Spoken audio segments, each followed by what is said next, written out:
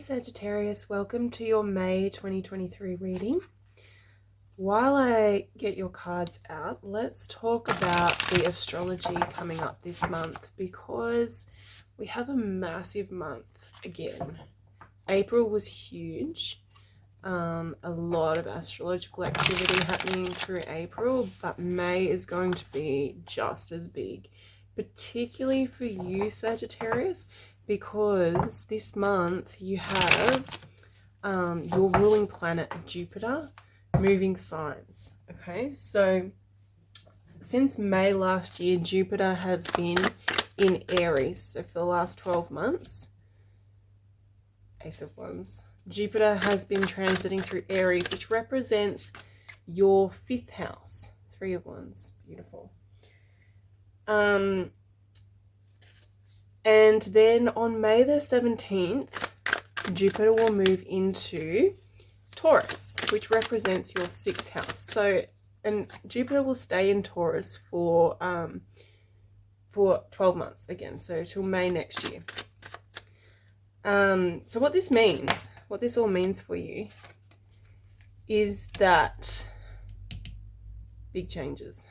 The Tower, big changes. For the last 12 months, Jupiter's had you focused on 5th house activity, 5th house interests. So what that has been having you focus on is anything to do with your own expression, anything to do with what brings you joy and your creative process, what you're creating. So it covers a lot of things. It can cover your children. So there could have been a lot of focus on your children over the last 12 months. It covers your hobbies and your interests, what you do, what you're passionate about, what you do for the joy of it. So it covers things that you do for joy and creativity, what you do creatively that brings you a lot of joy. And it's also how you express yourself out into the world, okay? So it's how you express your own unique identity. It's your signature, how you put yourself out there uniquely and is seen by the world. And that's the 5th house. So that's what Jupiter has had you focusing on over the last 12 months. Now, when Jupiter moves on May the 17th, you'll have 12 months of focusing on 6th house topics, such as, we've got the Knight of Cups too on the bottom of the deck. So the 6th house, as Jupiter moves into the 6th house, now this is going to be really huge because, and I'll explain this to you in a little while, but let's just talk about what the 6th house means. So the 6th house is the house where you look at your health, your well-being. It can be your physical health, you know, so and your routine around your physical health. It can be your lifestyle. So it's all the little things that add up to your life to create your lifestyle. It can also be your work environment. So it's the people that you work with, the things you do on a daily basis, basically, is the 6th house. So it encompasses so much. It encompasses all the small decisions you make every day, what time you get up, what you eat for breakfast, what you do in the morning, your morning routine, then what you do in the large space of time in that day where you go to work, the people you work with, how you get there, what activities you do at work, and how that affects your overall sense of well-being, and how you contribute back, because the 6th house is the house of service as well. So it's what you're contributing to the world, what services you're offering. And so when 6th house is activated like this, you know, we're looking at topics such as what you eat, and your exercise routine. That's a really big one that can be impacted. So you may notice that you change your eating habits, your diet changes. You may notice that you need to start taking supplements, or a health issue comes up. With Jupiter there, you know, if a health issue does come up, it'll be easy to address. It's not going to be something too serious, but it will require some pretty dramatic changes. So there's going to be a lot of changes in the daily activity of your life over the next 12 months. Now, Jupiter is not the only planet in Taurus representing your 6th house. And this is Taurus season. So this is where this is all coming to a head. Now, Uranus has been in your 6th house in Taurus since 2018. So this isn't a new storyline. This isn't something new coming in, but it could be that the changes that occur create a new situation, or sort of forcing you into something new, and drastically different to what you're used to, with Uranus there. And the North Node has been there since January 2022 as well. So it's been activating that 6th house for 18 months now as well. So the combination of Jupiter, Uranus, and the North Node is so powerful, and it's so rare to have, and everybody will be experiencing this in some way. And for you, that's activating that 6th house. So it's really bringing enormous sudden changes that are beneficial. Jupiter's always beneficial, so it's for the best for you, but it's almost like fate or destiny sweeping in with the North Node there. It's kind of like it will feel like the hand of fate coming in, and Uranus creates drastic revolutions, drastic sudden changes that, this creates tower moments. Literally, you have the Tower card has come out, and that's the kind of stuff that happens. So May will be a time when this has all been sort of percolating, bubbling away under the surface for a long time, and May will be the time when when something erupts and something takes place in this month, and this isn't something that's going to go away either. It's going to be swift, but then the changes will last for a long time, because we're still going to have Uranus in that house until 2026. The North Node's there still until July, and Jupiter's there for another 12 months. So this is a long-term thing, but May will bring it all to a head for you. The other thing that's happening in your 6th house is Mercury moved retrograde there last month on April the 21st, and will turn direct on May the 15th. So for the first 2 weeks of May, you've got a Mercury retrograde in that house as well. So that's before Jupiter shifts.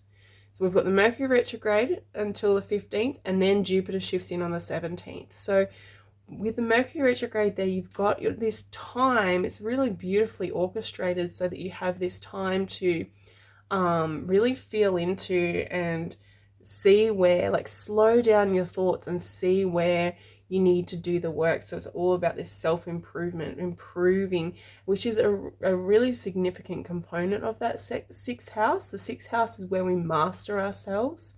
So this is all about improvement. And in the end, as you move through it and into 2024, you'll notice so much improvement in your life, and you'll see how important this has all been for you, and how amazing your life has been because of what you're going through now. And the other thing that's happening, as if that's not enough, the other thing that's happening is that on May the 6th, we have a lunar eclipse in Scorpio. Now, Scorpio opposes Taurus, so it's on the other side of the axis from Taurus. And so this lunar eclipse will be activating from the opposition all of that Taurus energy. And that lunar eclipse, now that is one of the last eclipses in a cycle that has been going since 2021, since November 2021, and then we end this cycle in October this year, so that cycle will close out. So this is one of the closing out eclipses of that cycle. And last month on April the 19th, we had an eclipse that started the new cycle. So we're having this crossover between the new eclipse cycle and the ending of this eclipse cycle. So for this month, we have the eclipse in Scorpio, which represents your 12th house, and it's the opposing energy from that Taurus 6th house energy. Now, what this has been doing for you over the last 18 months is with the 12th house. The 12th house is the house of undoing. So it's the house where we take an old structure that once served us but no longer does, and we start to crumble it away. So I'm not surprised at all that the Tower's come out here. It's represented in so much of what's happening. There is a crumbling and removing of old structures that are no longer serving you, but you possibly still clinging to, especially if this has been uncomfortable for you, if you've been experiencing a lot of pain through this transition that's been taking place. It's telling us that you're holding on very tightly to an old way, an old lifestyle, most likely, an old way of living your life. It could be an old identity or an old part of you that you're not willing to let go of, and you've been holding on to it. And all of this astrological energy is just sweeping in. You can't fight an eclipse, and you can't fight Uranus, North Node, and Jupiter. Is like the universe literally stepping in and sweeping away what is no longer serving you anymore, because it's had enough of you holding on to that, and it's time for it to go. Now these eclipses have happened sort of incrementally over the last 18 months, and so each time we've had one of these eclipses, a little bit more has been taken, it's like polishing the stone, of like a little bit more of the surface layer taken, and then the gem will shine brightly through. So that's the rundown of the astrology. Let's dive into the cards. You came into this reading with the Ace of Wands, which is beautiful energy to come into. It's really showing me that you're grabbing onto your power and your potential, and that's that Jupiter moving into the 6th house energy. You're really, there's a lot of potential happening here, and even through all the Tower that's happening, that tumultuous experience that's happening, you can see and you can feel into how amazing this could be, and like what is coming through is divine. It is going to be inspirational, it's inspiring you, and you're feeling passionate and feeling energized by it. And I can see this with the 3 of Wands too. There's that forward momentum in life. You can see how it's moving you forward. You can see the benefits to this. It's like you've called this into you. These are things that you've wanted. These are things that you've called towards you. It could be a new way of life that you've been trying to achieve for a long time. We've got the Lovers here, which means that, there's decisions to make. There's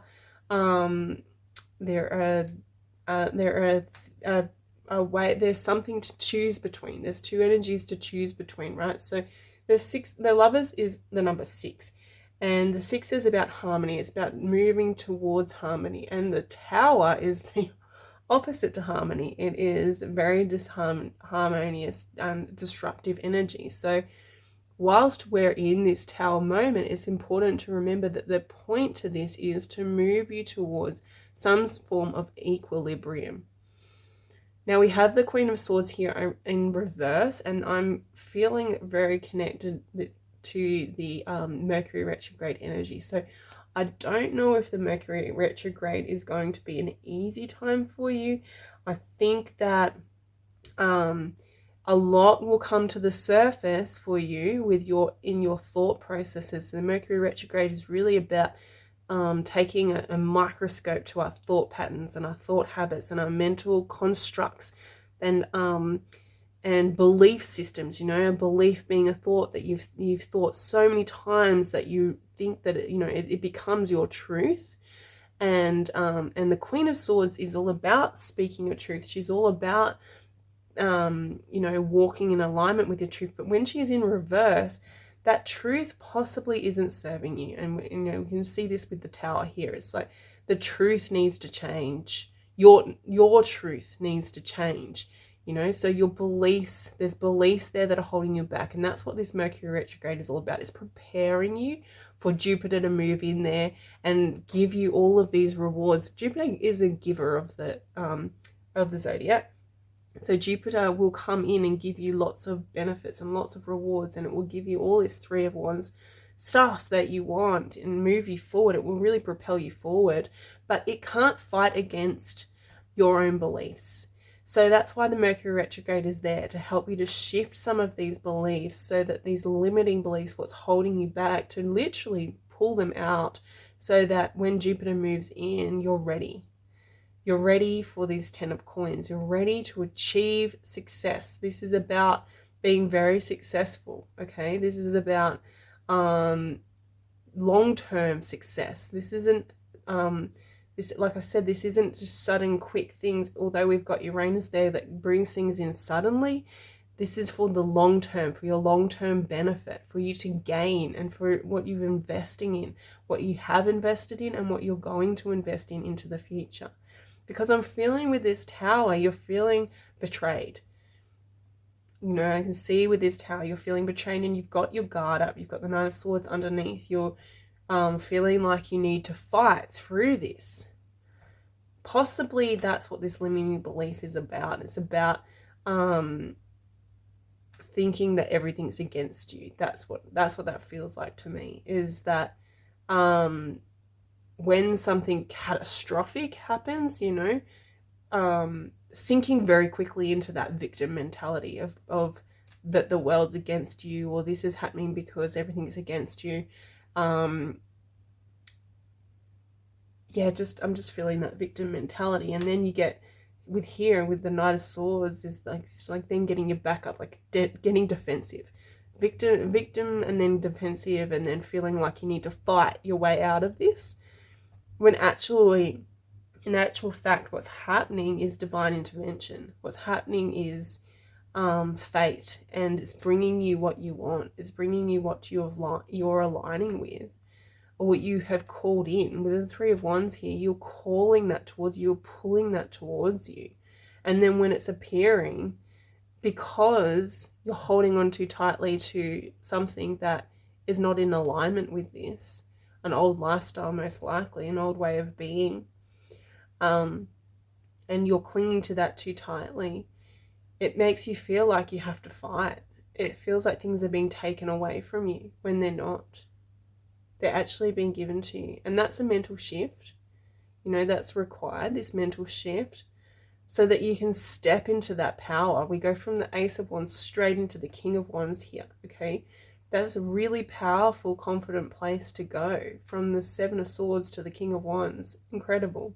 As soon as you shift that mentality and see that everything is always happening for you, not against you. Life is never against you. It's always for you. Even when we can't see it at the time, everything is happening for you. And the King of Wands being in the upright position here tells me that you have the capacity to really step into your own power, to step into your confidence, and move forward very quickly. You can turn this situation around really quickly. The reason being because it is the right path. As soon as you release resistance to letting go of what's trying to be removed, particularly I think this will be at the start of the month. You're looking around the Scorpio lunar eclipse on the 6th, and then as we move through the Mercury retrograde until the 15th, that's when it's going to be really tricky. But then as Jupiter moves in to Taurus on the 17th, wow, look how fired up you are, and then you've got the Knight of Wands here, that really inspired inspired action, taking inspired action. And I'm really drawn here to the ship that he's got drawn in his hand. So it's like really taking that journey to another level, not looking back, seeing, with clarity, moving forward and taking action, not to fight, but taking action to learn. We've got the hyphen here, which represents Taurus. So it's representing all of that Taurus activity that we've talked about. And Taurus and the hyphen is all about learning. So this is about learning how, in a more spiritual way, coming from it from a more spiritual angle, and understanding the hyphen is the number 5. So that is challenges. It's overcoming challenges, which we've got here with the Tower and Seven of Swords. We overcome those challenges by learning more. And that's what's going to give you the confidence you need, is to learn and to take on board the lessons that you learn, and to come at it from that perspective of understanding that everything is for you, Sagittarius. Everything is always for you. Let's get some oracle cards out too.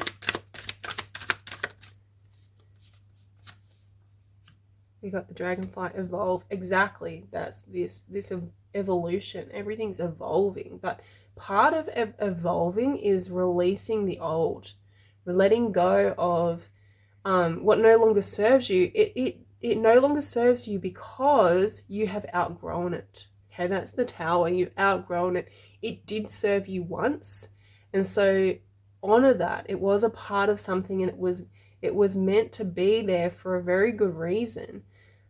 But now you're on a new path, you're on a new journey, and you've evolved, and now your lifestyle has to evolve as well. That's the thing. So the way that you live your life has to catch up with where you're at, especially if you're asking for, Three of Wands, asking for more. If you're wanting something better, your life has to match what you're wanting to bring in. You can't stay where you are, stay in your comfort zone and bring in what you're asking for. Everything has to evolve. And we've got mystical powers. So that's that 12th house energy, that 12th house crumbling away. It's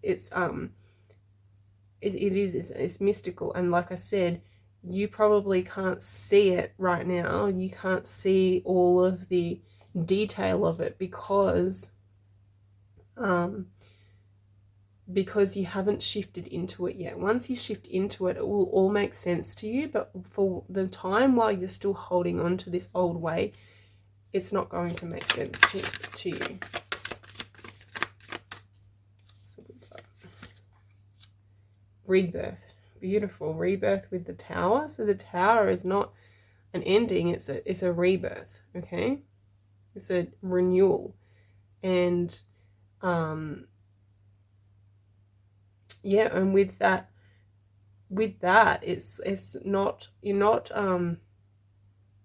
not sweeping away the old and that old will never exist anymore. It's like moving into, evolving into this new state of being where you take all your knowledge and you take all your wisdom, Hierophant, and you take all of the confidence of what you've brought through that journey you've been through, King of Wands, and you apply it to something new.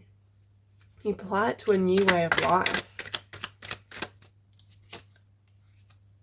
We've got mastery. And like I said, the 6th house is all about mastery. And for the next 12 months, that's really what you'll be focusing on. You'll be focusing on mastering yourself. Self-mastery is what it's about. It can be about mastering a skill. You know, it can be about mastering, becoming better at in your job, or in, just in developing your skills on a deeper level. And wherever it is that you need to develop, that's something that's really beneficial that you will get out of this cycle over the next 12 months. Wherever you need to develop and grow and learn, Hierophant, you will. You know, you will evolve because of all of that 6th house energy. You will become, by the end of May next year, you will be a master at something. But most important will be mastery of self. Mastery over this limiting beliefs, and mastery over... you know, just more control over how you react and how you are. And if this is about your health, because the 6th house is all about health, it'll be mastery over your diet, or mastery over your lifestyle, or mastery over whatever it is that you need to do for yourself that will bring you a greater sense of well-being. So let's have a look at what is being reflected to you this month. What is being mirrored to you this month? Mirrored to Sagittarius this month. Your environment. What is being mirrored? We have the light body.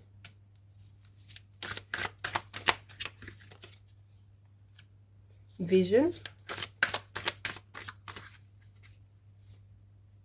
Mental mastery. Mastery again. There's that mastery word. That's going to be a key word for you, Sagittarius, for the next 12 months with all that 6th house energy. And here again, this connecting up with the Mercury retrograde, that Mercury retrograde coming in, if you're really struggling with the Mercury retrograde, if your mind's whirling and you're confused and communication's not working and you're feeling really, things are feeling really tough for you in the first part of the month, this is all about getting control over your mind, getting mastery over your thoughts. Your thoughts no longer can rule you. That can't happen anymore. And that's happening on a collective level. Everybody's going through that. This need to be able to be more discerning with the thoughts that we think. Having more, control's not quite the right word, but having more, I'll just say control for lack of a better word, over the thoughts that we think, instead of allowing our mind to rule over us and to just run away with itself. That can't happen anymore. We need to step up and be a bit more enlightened in how we think, and recognize light body, and recognize that we are a vibrational being. You know, we are a energetic being, and part of that energy that we're putting out is it does come from our thoughts and our mental habits. Our mental habits reflect the life that we live, and when you're looking at your lifestyle, you know, 6th house is ruled by Virgo, which is a Mercury ruled sign. So we're looking at thoughts creating our life in the 6th house. So you're really